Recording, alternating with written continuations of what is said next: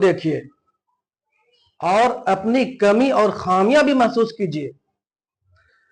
आप अगर नौकरी करते हैं, नौकरी के साथ साथ अपने औलाद की तरबियत पर ध्यान रखें और घर पर ध्यान रखें। इसको आप देखें, जरूर देखें इसको, इसकी एक एक बात को गौर से ध्यान से सुने। जय श्री राम। मैं निशा सिंह, नुसरत खातून, पिता इब्राहिम मियां, ग्राम मंझला नगर, पोस्ट खेसमी, थाना नवलसाही, जिला कोडरमा, झारखंड। मेरे पति धीरज सिंह, पिता राम परवेश सिंह, ग्राम देवी बीघा, पोस्ट महुआमा, थाना मदनपुर, जिला औरंगाबाद, बिहार। मैं पूर्ण होशो हवास इच्छा पूर्वक से बिना किसी जोर दबाव का शादी की हूँ। मैं इस्लाम धर्म को छोड़कर हिंदू धर्म अपना ली हूँ। अपना नाम निशा सिंह करवा ली हूँ। मैंने पहले आर्य समाज मंदिर में धर्मांतरण करवाई, उसके बाद मंदिर में शादी करवाई, उसके बाद कानूनी रूप से कोर्ट में शादी रजिस्टर करवाई।